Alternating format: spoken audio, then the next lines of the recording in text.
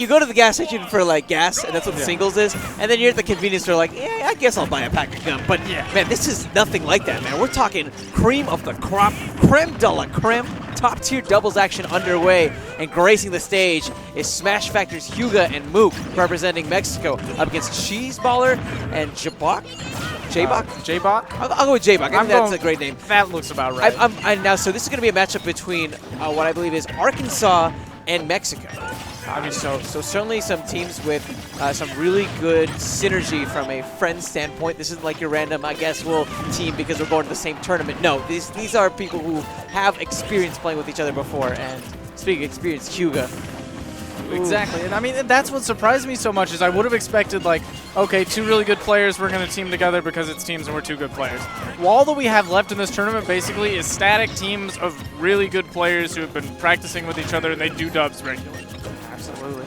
And we're seeing two actually really cool team comps, like ToonLink and Fox, really cool. I've had the pleasure of watching Hyuga and Mook a while doing this. It's just like Fox gets in, does damage, and then ToonLink can confirm into kills whenever Fox can't. But they're both able to cover each other really well. Fox with his speed, and ToonLink with his like bombs and just long-range options.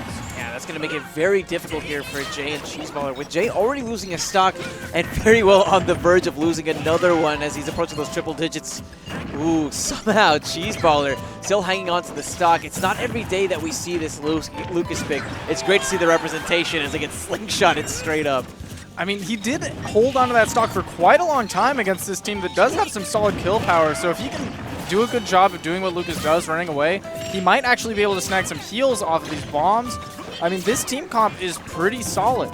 I mean, I just feel worried because I look at the team comp of ToonLink and Fox, and I see it's just such a damage-heavy comp. And when you pair that with a Game & Watch on screen, I mean, things look pretty bad. We're already seeing Jay on his final stock. I mean, to be fair, though, if you have Lucas as the stock tank and he can absorb some stuff, or you can let...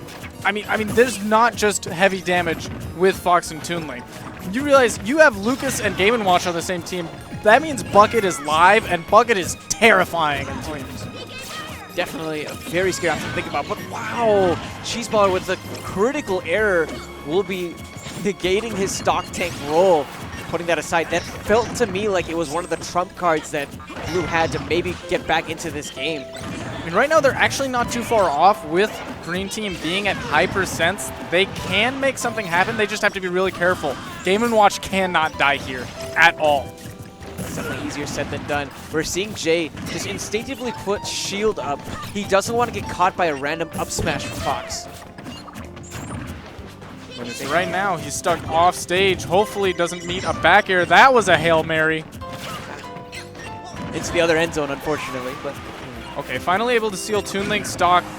Oh, but unfortunately for the players of the blue team, that lost them Mr. Game & Watch. That's half their team. Oh, wait a minute, CheeseBaller. Oh, that would have been such a massive play if he was able to actually close the stock out. But he's going to be coming up a bit short, and this is just such a tall order. Hyuga, he's one of the best players in the world. I don't see him losing a one-on-one to Cheese, let alone a 2v1. Goodness. Woo! The bomb bailing him out when he doesn't follow up properly with his teammate. Yeah, they're having a hard time actually getting the final KO they're looking for. Able to distract him long enough to get that up smash. Sometimes you don't need to get those sick conversions between the throws. It would help a lot, but sometimes all you got to do is use yourself as a distraction so your partner can run up and Toya! Run up and what? I'm sorry, that was a run up and Toya! Oh, perfect, perfect. You know, you don't want to run up and ha!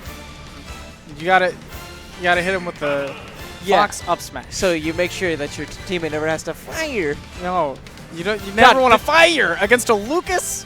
You know, this game has been out for how long? Since like 2014? I'm still pissed off about the Fox voice changes. Goodness. Still. I'm kind of sad. Ata is not as good. That's true. It's true. It's true. Toya! Now I just want to hear you make Game & Watch sounds. Man, I'm a three-dimensional human being. There's only so much that I can do. Game 2 onto Duck Hunt. Jaebock and CheeseBaller, they're really trying to figure out ways where Cheese can still be the stock tank, but Jay, at the same time, will be able to actually increase his life expectancy because he was losing stocks incredibly early towards this green scene. I really want to see if they can actually, if they're going to go for it, if they're actually able to get a bucket live, because they didn't try to bucket a single thing last game, and they still kept it pretty close. If you add one bucket kill early, that can swing the momentum of a game so hard. Oh, absolutely. But, I mean, just looking at how this team is playing, you're noticing that Jay is constantly under pressure. There isn't time for him to breathe, let alone bucket. That is reasonable. With Fox moving so quick, he's always going to be able to be in your face. And with Hyuga's playstyle, he's not really a campy Toon Link. What he does is he gets the bomb set up, and then he plays it a little bit close to face, make sure the bombs stay near you, and you're constantly under pressure. Yeah, it's great to see him shift from his more patient sort of style we see in singles to being able to play aggressive when he needs to in doubles. He's clearly a player who's very aware of everything that's going on in the match. Oh, it's the awareness. Look at that back air from him. She's going to have enough to make it back, but still, a decisive play like that could definitely have sealed this set. And wait a minute, is this in the losers bracket?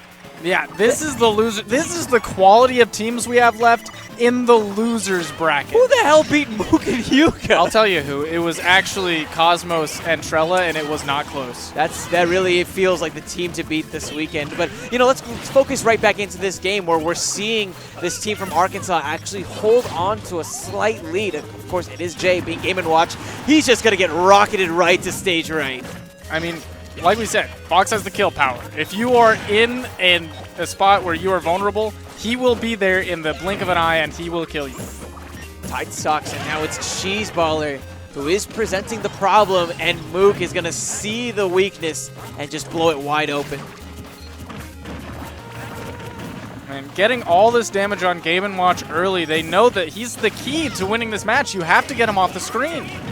A, because he has that potent option of bucket. If you let him get that once, it could be a tied turner. But also, he will die early. They know they counterpicked here because you want him to not die early. But Fox is still strong. He's going to get him off the screen, and that way Lucas can't effectively stock tank as well. Hey, speaking of getting him off the stream, that's the thing whenever you're in teams. It's things like jabs, which normally are pretty safe in singles, not so much in doubles, especially when you see a Fox as quick as Mook on the stream. I mean, and you have a deficit right now of 3 stocks, and it's a 2v1. This does not look pretty for Game & Watch. Yeah, things are looking all about wrapped up. Another 9 from Jay, but we haven't seen a single one actually meet the body of a green member. You know, interestingly enough, I think I've seen him go for 2 hammers, and both were 9s, but neither connected. This man is the most unlucky, lucky guy I've ever seen. Yeah, it's almost like you have that lotto that you do with your coworkers, and the one time you're like, you know what, this is dumb, I'm not going to do it, they end up winning huge. Speak from experience, man.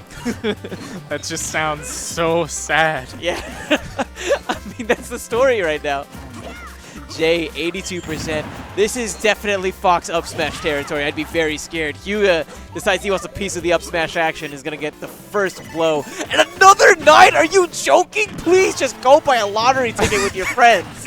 Mr. Game & Watch did such a good job of not dying there. He actually lasted a really long time, but I mean, there's not much you can do when there's a big beefy sword and a Fox up smash.